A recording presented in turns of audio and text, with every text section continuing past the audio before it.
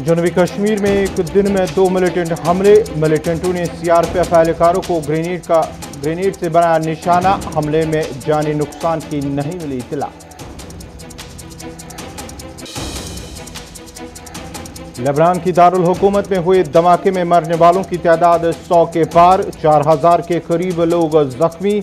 आलमी रहनुमाओं का लेबनान के साथ इजहारी यकजहती।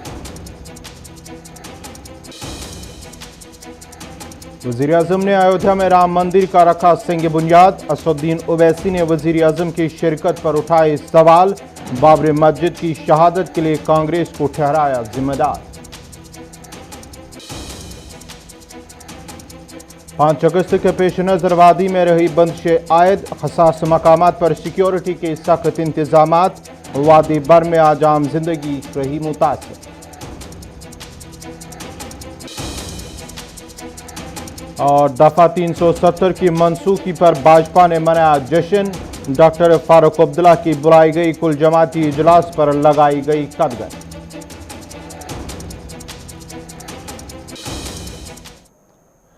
आदाब नाजरीन, आप देख रहे हैं गुलिस्तान न्यूज। अभी तक का उर्दू खबरनामा लेकर मैं आपका मेजबान गौहर कुछ आपकी खिदमत में हाजिर। पेश खबरों की तफसील।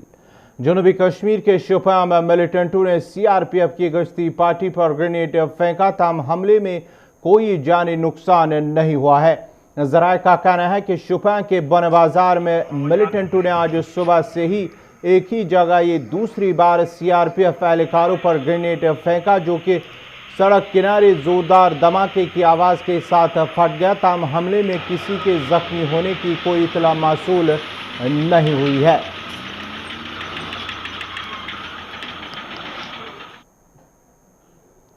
लेबनान के दारुल हुकूमत बेरूत में हुए धमाके में मरने वालों की तादाद 100 तक पहुंच चुकी है, जबकि 4000 से ज्यादा लोग जख्मी हुए हैं।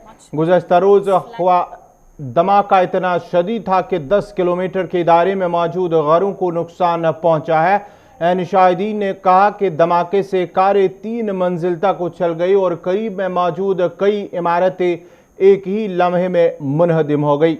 लेबनान के वजीर सेहत ने कहा कि अभी कम से कम 100 लोगों की मौत की तस्दीक हुई है और तकरीबन 4000 लोग जख्मी हुए हैं। लेबनान के वज़ीर-ए-आज़म ने कौमी सोग मनाने का ऐलान किया है। हुकाम का कहना है कि एक गोडाउन में भारी धमाका खेज अशिया स्टोर थी और वहीं धमाका हुआ। ताहम धमाका कैसे हुआ इसकी जांच भी जारी है। इधर आलमी रहनुमाओं ने लेबनान के साथ यकजहती का इजहार किया है। जम्मू कश्मीर की खुसूसी पोजीशन के खात्मे का 1 साल मुकम्मल होने के मौके पर वादी भर में कर्फ्यू जैसी पाबंदियां नाफिज रही। इंतजामिया का कहना है कि पाबंदियां कोरोना वायरस को फैलने से रोकने के इकदाम के तौर पर आयद की गई। तमाम जिला इंतजामिया श्रीनगर की जानिब से अगरचे गुज़श्ता शाम कर्फ्यू हटाने के अहकामात जारी किए गए थे, ताहम कई हसास मकामात पर बंदिश आयद करते हुए सिक्योरिटी के सख्त इंतजामात किए गए थे। वादी के शुमाल जनूब में अहम राबिता सड़कों पर पुलिस और फोर्सेस की भारी नफरी को तैनात किया गया था और सड़कों को खारदार तार लगाकर रुकावटें खड़ी की गई थी, जिस दौरान हर आने जाने वालों के शनाख्ती कार्ड चेक करने और उनसे पूछताछ के बाद उन्हें आगे जाने की इजाज़त दी जा रही थी। उधर किश्तवाड़ और भद्रवाह में भी इंतजामिया ने ट्रांसपोर्ट और तिजारती सरगर्मियों को बंद करने के अहकामात सुबह ही जारी किए और फोर्सेस की इजाफी नफरी को मुतअद्दिद मकामात पर तैनात किया गया था। इंतजामिया की जानिब से आयद पाबंदियों की वजह से आज पूरी वादी में आम जिंदगी मफलूज होकर रह गई।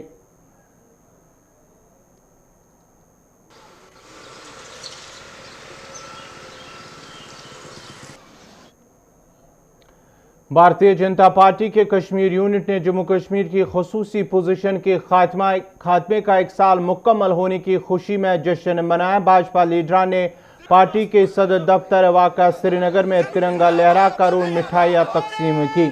इस मौके पर पार्टी के लीडर अल्ताफ ठाकुर ने कहा कि दफा 370 के खात्मे ने जम्मू कश्मीर के अंदर काफ़ी मजबूत तब्दीलियाँ लाई है। उन्होंने कहा कि पहले पत्थरबाजी होती थी और ISI के झंडे लहराए जाते थे, ताहम वैसा नहीं होता है। ठाकुर ने मजीद कहा कि जो आज के दिन को यौम स्याह के तौर मनाते हैं वो ISI के हमदर्द है। उग्रवादी के शुमाल जनूब और वस्ती जिला में भी BJP के दफातरों में जश्न मनाया गया, जिस दौरान पार्टी लीडरान के साथ साथ वर्करों ने भी शिरकत की। उधर जम्मू सूबे में भी भारतीय जनता पार्टी की जानिब से पार्टी हेडक्वार्टर पर जश्न मनाया गया, जहां पार्टी के सीनियर लीडर रविंदर रैना ने पार्टी लीडरान और कारकुनान ने भी शिरकत की थी।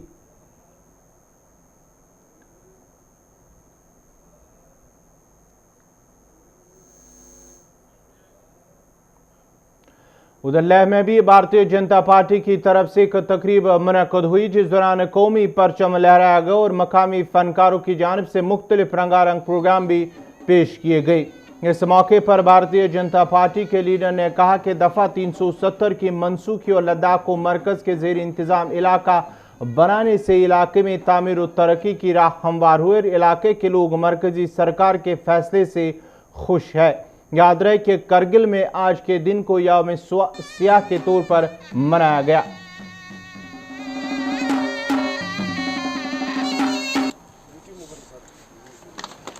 सभी लद्दाखी जो है इससे बहुत एक्सट्रीमली मतलब हम लोग खुश है।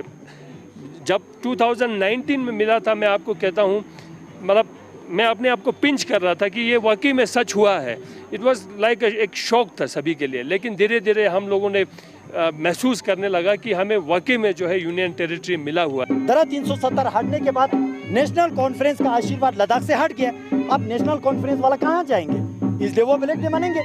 कांग्रेस पार्टी लेह में कुछ और बात करते हैं, करगिल में कुछ और बात करते हैं। पिछले यूटी मिलने के बाद पिछले साल आपने देखा टेरिटोरियल कांग्रेस कमेटी के प्रेसिडेंट रिक्विन जोरा साहब ने यूटी के फेवर में स्टेटमेंट दिया। आज उन्हीं के वर्किंग प्रेसिडेंट असगर अली करबलाई साहब यूटी के अगेंस्ट में स्टेटमेंट दे रहा है, क्योंकि उनको यूटी मिलना ना मिलना, विकास होना ना होने से मतलब नहीं है। उनको आने वाले काउंसिल इलेक्शन में, चाहे लेह में हो कारगिल में हो, अपने सत्ता कैसे जमाए, इसलिए लोगों को बेवकूफ़ बना रहे हैं। इसलिए मैं क्लियर शब्दों में कहता हूँ, कारगिल में जो ब्लैक डे का जो प्रेस रिलीज आया वो सिर्फ दो पार्टी के कुछ लोगों का ये उनका जो ओपिनियन है। कारगिल के आवाम यूटी से नाखुश नहीं है। 5 अगस्त के पेश नजर वादी के साथ साथ खुता पीर पंचाल के पूंछ जिला में भी सिक्योरिटी के सख्त इंतजाम किए गए थे, जबकि SSP पूंछ ने मार्केट का दौरा करते हुए सिक्योरिटी इंतजाम का जायजा लिया। इस मौके पर SSP ने कहा कि 5 अगस्त और इलाके में कोविड मुतासरीन के मामलों में इजाफों को मद्देनजर रखते हुए पाबंदियां आयद की गई।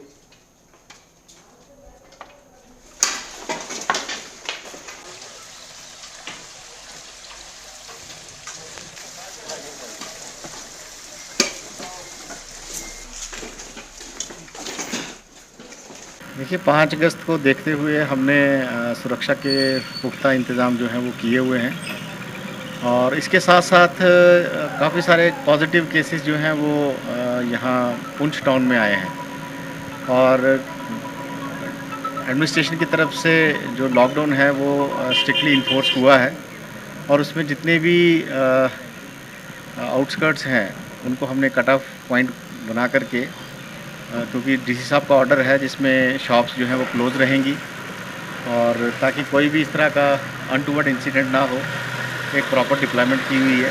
पेट्रोलिंग भी चल रही है, नाके भी हैं, फ्रिस्किंग भी हो रही है, और कुल मिलाकर के ये इंश्योर किया जा रहा है कि जो डे है वो पीसफुल हो, और इसमें लोग हमें जो है वो कोऑपरेट कर रहे हैं जिस तरह से वो पहले करते आए हैं।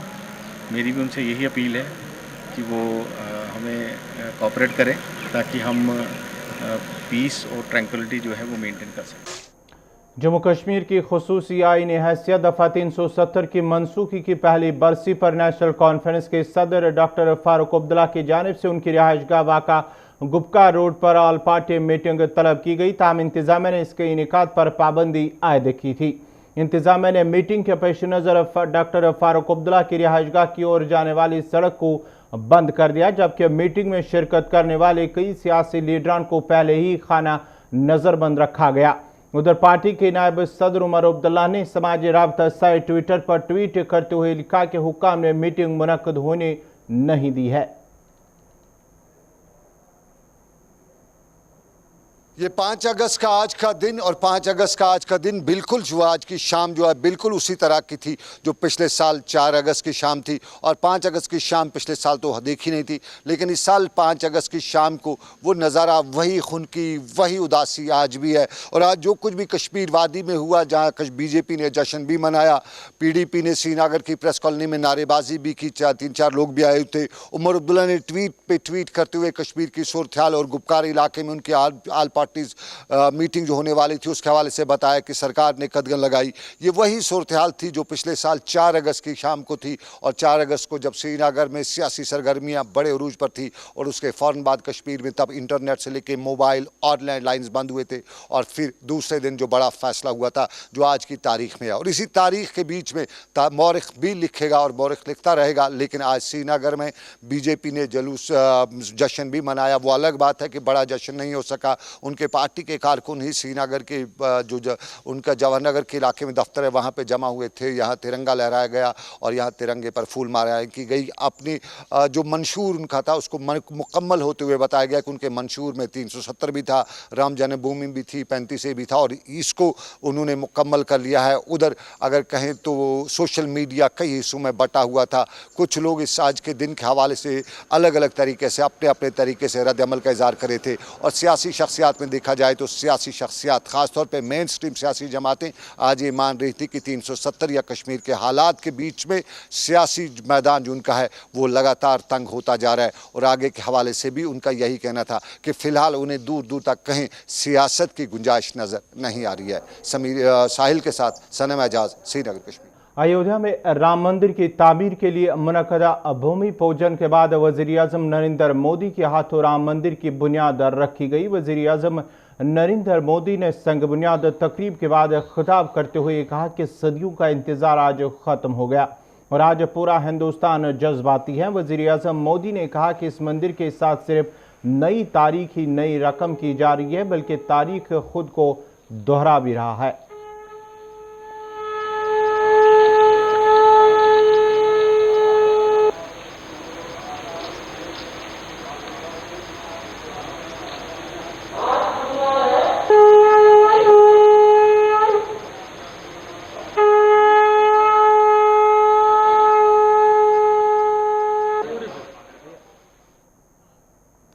उधर ऑल इंडिया मजलिस इत्तेहाद मुस्लिमीन के सदर असदुद्दीन ओवैसी ने प्रेस कॉन्फ्रेंस के दौरान कहा कि अयोध्या राम मंदिर भूमि पूजन में वजीर आजम की शिरकत काबिल अफसोस है।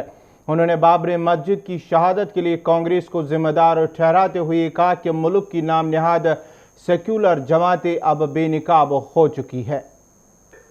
प्राइम मिनिस्टर ने अपने भाषण में ये कहा, अपनी तकरीर में, अपनी स्पीच में कहा कि देश बड़ा इमोशनल है।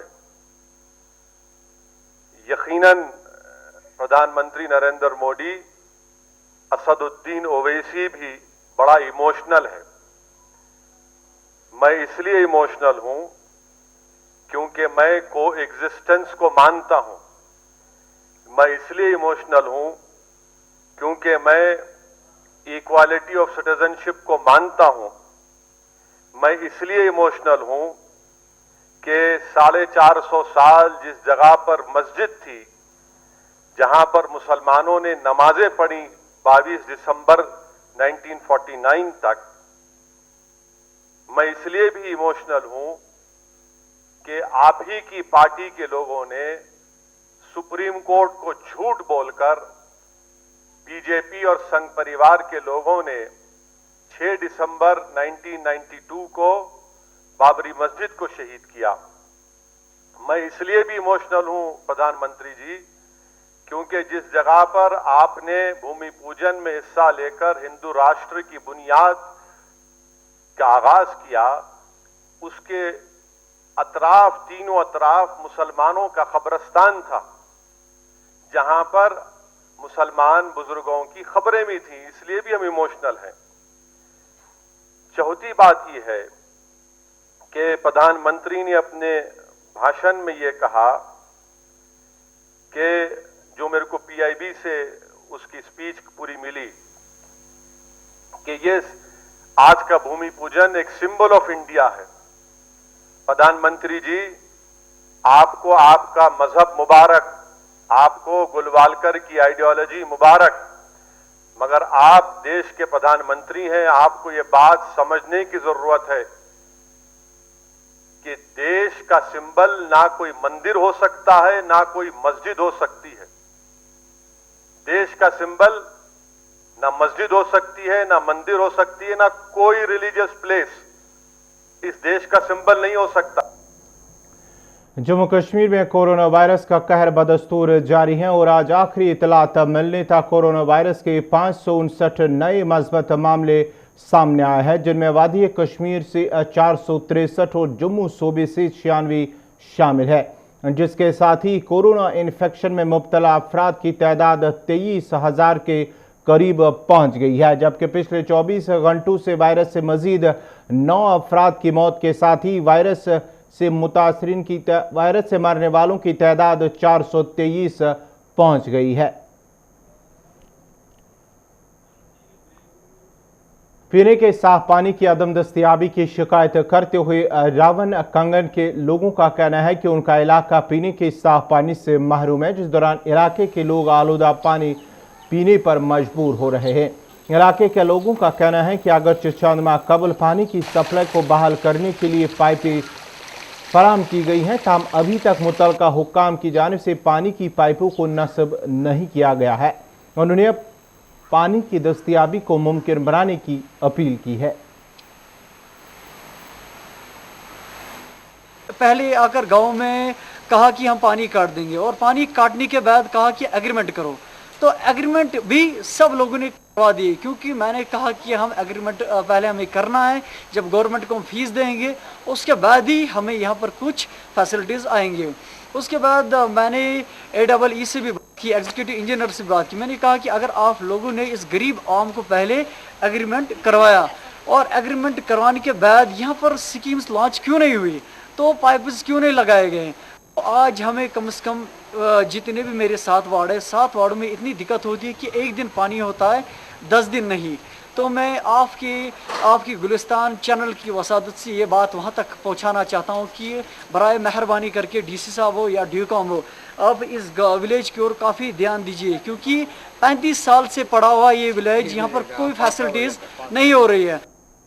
जनूबी कस्बा त्राल के गुजर बस्ती गुलशनपुर इलाके के लोगों ने बुनियादी सहूलियात के फुकदान की शिकायत करते हुए कहा कि उनके इलाके में राबता सड़कों की नागुफ्तबा हालत की वजह से मुश्किलात का सामना करना पड़ता है।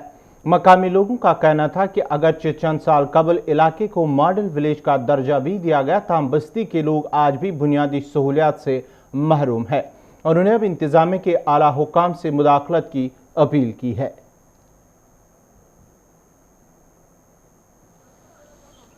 मेरा नाम मोहम्मद कासिम गुजर है, मैं गुलशनपुरा गुजर बस्ती का रहने वाला हूँ। हमारी रिक्वेस्ट ये है कि हमें इससे पहले भी गवर्नमेंट से अपील की, तो रिक्वेस्ट किया था कि हमारी ये सड़क ख़राब है, तो इसकी तरफ तवज्जो दिए। गवर्नमेंट ने यकीन दहानी बार बार हमें की, मगर लेकिन हमारी इसी तरफ कोई तवज्जो नहीं दिया। हम गवर्नमेंट से रिक्वेस्ट करते हैं कि इस हमारी सड़क की खस्ते हाली की तरफ नज़र करके बराए मेहरबानी करके आपकी वसासत से हमें ये सड़क बिल्कुल ठीक किया जाए, क्योंकि हमारी बर्फ़ जब पड़ती है, बच्चे जाते हैं स्कूल में या कोई बूढ़ा बीमार हो जाता है, हम कंधों पर लेकर उनको त्राल जाते हैं या श्रीनगर जाते हैं, मगर लेकिन गाड़ी वाले यहाँ मानते नहीं, कहते हैं ये सड़क ख़राब है, तो खराब की वजह से यहाँ कोई मानता नहीं। हम गवर्नमेंट से रिक्वेस्ट करते हैं कि बराए कर्म करके हमारी सड़क की तरफ तवज्जो दिए, हमारी ये मुश्किल भी हल हो जाए। हमारा सड़क का मसला है जनाब, हमने कई बार गवर्नमेंट के साथ ये अपील उठाई सड़क के बारे में, तो हमारी तरफ गवर्नमेंट ने कभी तवज्जो नहीं दी और यकीन कराया कि हम सड़क दे दिएगा, आपको ये करेगा वो करेगा, लेकिन आज तक कुछ नहीं हुआ। हम जब भी बर्फ़ पड़ती है, हमारा डिलीवरी का केस होता है या कोई बूढ़ा होता है या कोई छोटा जवान बच्चा होता है, हम उसको डॉक्टर के पास जब लेके जाते हैं या तो चारपाई का इंतज़ाम करते हैं या फिर कंधे पर उठाते हैं। जब गाड़ी वाले को लाता है वो ये बोलता अक्सर जी हमारी गाड़ी यहाँ से ऊपर नहीं चलेगी।